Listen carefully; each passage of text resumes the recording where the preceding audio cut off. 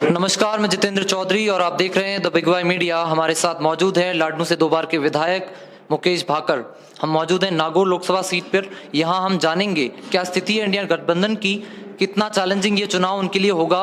उनकी कांग्रेस की नेता रही ज्योति मिर्धा जो भारतीय जनता पार्टी से प्रत्याशी हैं, वहीं हनुमान बेनीवाल जो पिछली बार भारतीय जनता पार्टी के साथ गठबंधन से सांसद बने, इस बार इंडिया गठबंधन के मेंबर हैं। नमस्कार, बहुत बहुत स्वागत है आपका। धन्यवाद जितेंद्र। ये चुनाव, जब आपकी खुद की नेता भारतीय जनता पार्टी की नेता हैं जिनके साथ एक समय आप प्रचार करते थे, वो आज सामने की पार्टी में हैं। जो नेता आपके सामने विधानसभा चुनाव में प्रत्याशी उतार रहे थे, वो नेता आपके गठबंधन में है। कितना चैलेंजिंग ये चुनाव रहेगा, क्या तालमेल बैठा है इस गठबंधन में आपकी पार्टी से? देखो, इस नागौर जिले में कांग्रेस पार्टी हमेशा से मजबूत रही है और आज भी कांग्रेस का वोट, हम जो 25 लोकसभा देख रहे हैं उनमें सबसे ज़्यादा अगर कहीं एकजुट है, कहीं सबसे ज़्यादा वोट है तो वो नागौर जिले में है। और मुझे लगता है कि इंडिया गठबंधन यहाँ बहुत मजबूत स्थिति में है, हर विधानसभा में मजबूत स्थिति में है और यहाँ से एक बड़ी लीड इंडिया गठबंधन को मिलने वाली, हनुमान जी बेनीवाल को नागौर से मिलने वाली। आपने पार्टी मजबूती की बात कही। आज ही कल आपके पार्टी के 3 सदस्य निलंबित हुए। खिंवसर से प्रत्याशी रहे तेजपाल मिर्धा। इस गठबंधन के कारण सुनने में आया उनका निलंबन हुआ। क्या पार्टी कमजोर नहीं हो रही? अब देखो, जब गठबंधन हो गया, जो हमारे सीनियर नेता है, आला कमान है, वो जब गठबंधन जिन्होंने नागौर जिले में स्वीकृति देके हम लोगों के बीच प्रत्याशी भेज दिया, तो उसके बाद अगर कोई भी, चाहे कितना ही बड़ा आदमी हो, वो अगर पार्टी की खिलाफत कर रहा है तो एक अनुशासन समिति बनी हुई है और उसको जो फैसले लेने का अधिकार है, तो उसके तहत ये सारे डिसीजन हुए। उनमें से ज़्यादातर लोग तो पहले ही भारतीय जनता पार्टी में जा चुके थे, तो मुझे नहीं लगता कि जो लोग भाजपा के साथ घूम रहे थे उनका निलंबन हुआ तो कहीं पार्टी को इससे फर्क पड़ेगा। क्या और भी ऐसे कोई नेता है पार्टी में आज के समय में जिनके मन में कोई टीस हो पुराने बयानों को लेकर? आप खुद के बयान 2014 का चुनाव का, 2019 का एक वीडियो सामने आया, डोडा हो, पोस्ट हो, माफिया हो, इस तरह की विचारधारा की आपने बात कही। उनके साथ आज आप गठबंधन में चुनाव लड़ रहे हैं, प्रचार कर रहे हैं, क्या कहेंगे? देखो, राजनीति है, इसमें जब हम, एक जीवन का सिद्धांत है कि जहाँ हो वहाँ ताकत से लड़ो। जिस समय हम, उस समय मैं तो कांग्रेस पार्टी में था, मैं भाजपा में नहीं था, न या दूसरे कोई गठबंधन में था, तो उस समय भी मैं कांग्रेस में था और पूरी ताकत से हमने चुनाव लड़ा। और आज भी कांग्रेस पार्टी में हूँ। प्रत्याशी जो आला कमान ने बना के भेज दिया, उसके पक्ष में हमें प्रचार करना है, उसको जिता कर भेजना है। तो ताकत जहाँ हूँ वहाँ मैं पूरी लगाऊंगा और चुनाव पूरी जी जान से हम लड़ेंगे। ये शुरू से रहा है और आज भी मैं अपनी उस बात पर हूँ कि जहाँ है उसी कांग्रेस पार्टी में, कांग्रेस पार्टी ने 2 बार यहाँ टिकट देकर मुझे भेजा है और आज जब गठबंधन हो गया तो गठबंधन के साथ रहने का हमारा धर्म और वो हम पूरी तरीके से निभा रहे हैं। मतलब मुकेश भाकर सामने के प्रत्याशी भी अगर खुद के प्रत्याशी हो तो एडवोकेट कर सकते हैं कोई भी प्रत्याशी को। ये चुनाव, इसमें किस तरह की लीड रहेगी? क्या 8 विधानसभाओं में आपकी तैयारियां हैं? देखो, मैंने कहा ना कि विचारधारा का वोट जो नागौर जिले में मुझे लगता है कि 25 लोकसभा में सबसे ज्यादा है और हर विधानसभा में मुझे लगता है कि यहाँ गठबंधन, इंडिया गठबंधन आगे रहेगा और एक मजबूत स्थिति में इंडिया गठबंधन यहाँ है। नागौर के लिए क्या विजन है? नागौर के लिए अभी तो मेरे पास तो लाडनू के लिए ये विजन, नागौर के लिए तो हनुमान जी से आप बात करें। मैं अपने यहाँ रह के जो लोगों के मुद्दे हैं, जिन मुद्दों पे मैं चुनाव लड़ा हूँ, जो लोग उम्मीद के साथ मुझे वोट दिया है, तो उन उम्मीदों पे, उनके जो आशाएं, उन पे खरा उतरना मेरी प्राथमिकता है। और अभी तो लाडनू में मैं हूँ तो वहाँ यहाँ के लोगों के सुख दुख में, किसान है, बिजली, पानी, शिक्षा, जो सड़क, जो इन लोगों की समस्याएं हैं, उन पर मुझे खरा उतरना, वही अभी तक मेरा विजन है। आपके चुनाव की बात करी और विधानसभा क्षेत्र की बात करी, सुनने में आया और कुछ लोगों ने भी कहा जब हम लाडनू में घूमे, जाट वर्सेस राजपूत, क्या ये सच? नहीं, जाट वर्सेस राजपूत किस बात को लेकर? अब जब कैंडिडेट आमने सामने है और कोई आदमी जातिवाद की बात कर रहा तो वो अपनी बात करे। हम तो 36 कौम की बात करते हैं, हमने तो कभी जाति की बात की नहीं। हाँ, जिनको लगता है कि जो लोग 35 कौम की बात कर रहे हैं, जिनको जाति का जहर घोलना है, वो लोग कांग्रेस पार्टी में वो लोग नहीं है। जो विधानसभा चुनाव हुआ, आपकी पार्टी सरकार रिपीट करने के आपके सीएम के दावे थे, उसके बावजूद 30 सीटें कम पड़ी और आप सत्ता खो दी आपने राजस्थान में। क्या गुटबाजी उसका कारण था? देखो, कुछ कमियां रही, जो जिस तरह से चुनाव हमको लड़ना चाहिए था, कुछ कमी बेशी रही, उस पर पार्टी अपना चिंतन किया और आगे के चुनाव में हम उसको सुधारेंगे। तो छोटी मोटी कुछ ना कुछ तो कमियां रही, नहीं तो हम सत्ता में आ ही सकते थे। उन पर पार्टी बड़े लोग आप जो आला कमान है वो उस पर चर्चा करके और आगे के चुनाव में वो सुधरे, यही बात है। जहाँ तक मैं जानता हूँ और लोग जानते हैं, सचिन पायलट आपके आइडियल हैं पॉलिटिक्स में।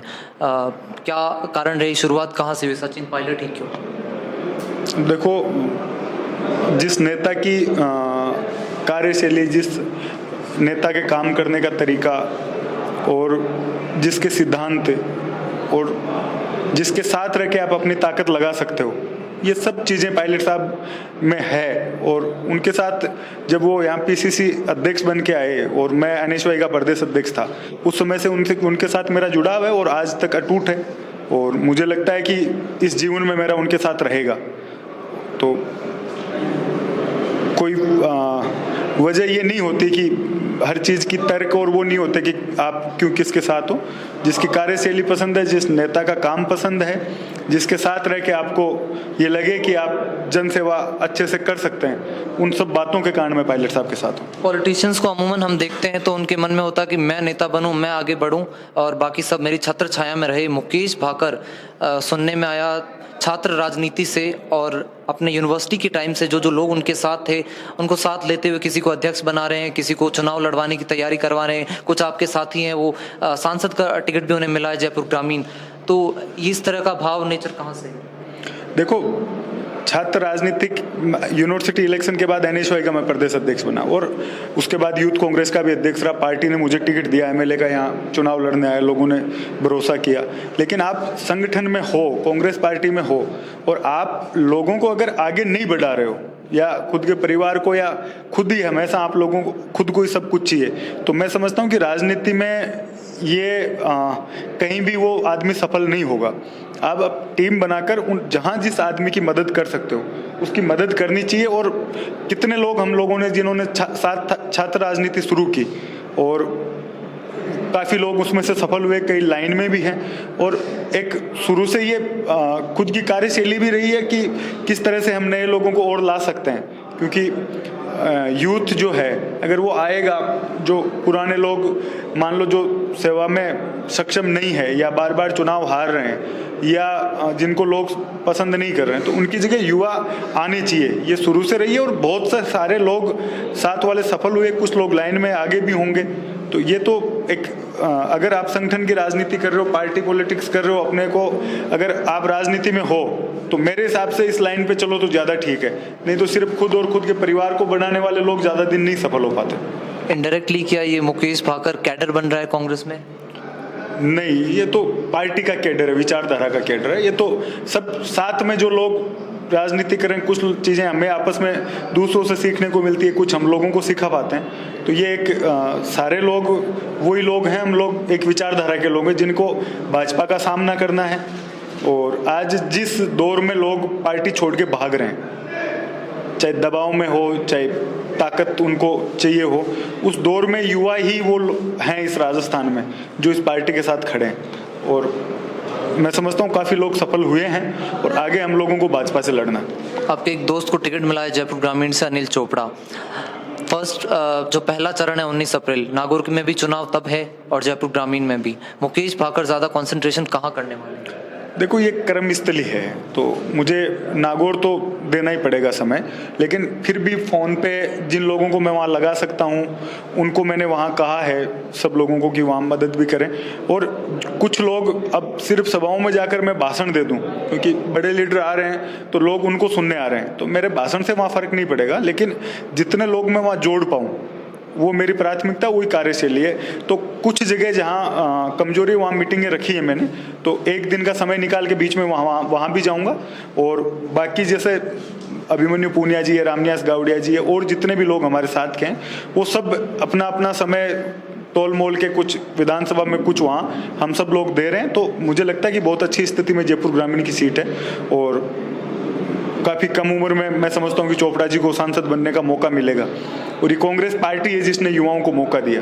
आप 25 लोकसभा में कोई भी भारतीय जनता पार्टी का एक व्यक्ति बता दें जिसको नए को मौका मिला हो, कांग्रेस ने बहुत लोगों को विधायकी की टिकट दी, आज सांसद की टिकट दे रहे हैं, तो ये एक नई परंपरा, एक नया समय इस कांग्रेस पार्टी का युवाओं का शुरू इसमें हुआ है। राजनीति से इतर मैं आपसे कुछ पर्सनल क्वेश्चंस करूं तो आप जब इलेक्शन जीते आपके मदर एंड फादर ने कहा मंत्री बनेगा बेटा और विधायक बहू लाएंगे, शादी कब कर रहे हैं? अब ऐसा तो नहीं कहा उन्होंने, मंत्री बनेगा और विधायक बहू तो कहाँ से लाएं ढूंढ के। इंटरव्यू में देखते हैं, उन्होंने कहा था कि शादी हो जाए, तो अब वो तो ऊपर वाले के हाथ में, हमारे हाथ में सब चीज़ें नहीं होती। हमारे हाथ में तो लोगों की अब बन के बैठे हैं तो सेवा कर सकते हैं, वो हाथ में। अब ईश्वर की जब इच्छा होगी तो शादी हो जाएगी, नहीं इच्छा होगी तो जन सेवा में जीवन समर्पित चल रहा है। आपकी इच्छा?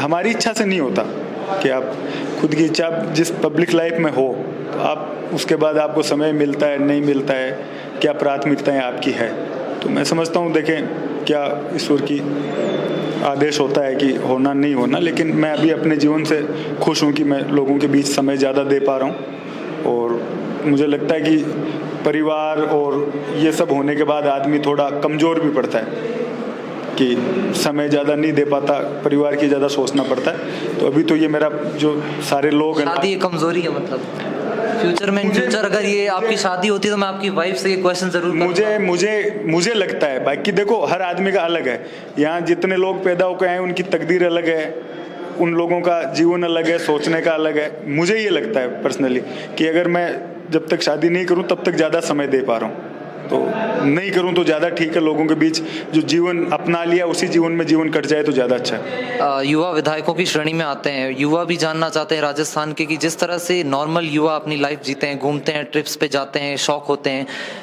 नेताओं के भी वैसे शौक हैं क्या? युवा विधायक के रूप में क्या शौक है आपके पॉलिटिक्स? देखो अब तो जिम्मेदारियां जब आ जाती है, बहुत कम उम्र में पार्टी ने मौका दे दिया, लोगों ने चुन लिया, तो ज़्यादा समय तो राजनीति में लोगों के बीच ही कटता है। फिर भी कोशिश करते हैं कि कभी भी समय निकलता तो इच्छा सब व्यक्तियों की होती है, वही नॉर्मल जो मेरी उम्र का व्यक्ति सोचता है, वही कि घूमने की, दोस्तों के साथ जाने की सब। लेकिन ज़्यादा समय अभी तो राजनीति में व्यतीत हो रहा है, और जब भी समय मिलता है तो जो दोस्त है जिनके साथ विचार मिलते हैं, जिनके साथ बैठ के कुछ सीखने को मिलता है, कुछ अच्छा लगता है, उन लोगों के साथ समय बिताते हैं। लेकिन ज़्यादा समय तो राजनीति में। कैसी डेस्टिनेशन पसंद है आपको? अब डेस्टिनेशन तो क्या है, कभी ज़्यादा काम पड़ा नहीं, और मैं समझता हूँ कि व्यक्तिगत जीवन और राजनीतिक जीवन दोनों अलग रहे तो आदमी ज़्यादा सफल हो पाता है। और वही है कि अभी आप राजनीति में हो तो वही जीवन जो है आपका उसी में दिखना चाहिए। लाडनू के लिए क्या विजन है आपका? लाडनू में तो देखो एक आम जनता के लिए राजनीति के दरवाजे खोलना, वो उसमें हम सफल हुए हैं कि विधायक से नहीं तो एक दूरी लोगों की होती थी कि आदमी पहुंच ही नहीं पाता था, 5 आदमियों को बीच में लाओ, मेन जो पंच पटेल है उनको पकड़ो। अब कोई भी युवा चाहे जब विधायक से मिल सकता है, तो सबसे पहले तो राजनीति को आम आदमी तक पहुंचने के लिए हमने आसान किया, ये सबसे बड़ा मैं समझता हूँ कि विजन था। और दूसरा कि लोगों के सुख दुख में हम लोग खड़े मिलें। यहाँ जैसे कहीं पानी की समस्या है, जो व्यक्ति का जो यहाँ की लोगों की ज़रूरतें हैं उनको कैसे पूरा करें, पानी है, बिजली है, सड़कें हैं, जैसे बच्चों के लिए हमने कॉलेज खोला, शिक्षा है, ये सब मुद्दे हैं जिन पे हमने काम किया है, और आगे भी बहुत सा काम करना बाकी है जो समय रहते हम लोगों को करना है। और आने वाले समय में एक आम व्यक्ति तक राजनेता की पहुँच हो और व्यक्ति की राजनेता तक पहुंचो, ये विजन के साथ राजनीति शुरू की है। और आगे भी कुछ जो कमी बेसी रही है उसको हम सुधार की भी प्रयास कर रहे हैं। और किस तरीके से जो प्रशासनिक अधिकारी है उनका काम करने का तरीका सरल हो, आम आदमी वहाँ तक पहुँच सके, उसको आसान करना, लोगों के सुख दुख में खड़े रहना, यही मैं समझता हूँ कि विजन है, और इसी पे हम लोग काम कर रहे हैं। एक लास्ट मैसेज नागौर की जनता के लिए इस चुनाव को मद्देनजर? देखो ये चुनाव मैं समझता हूँ कि लोकतंत्र बचाने का है। ये चुनाव मेरे हिसाब से किसान और पूंजीपतियों का है। ये चुनाव जो पिछले 10 साल से एक तानाशाह सरकार इस देश में बैठी है उसको हटाने का है। और मैं जनता से ये निवेदन करूंगा, नागौर की, पूरी राजस्थान की से, कि आज जिस स्थिति में भारतीय जनता पार्टी है, अगर जो इस तानाशाही से परेशान है, जो इनके काम से परेशान है, वो सब लोग एक ताकत लगा देंगे तो ये सरकार हट सकती है।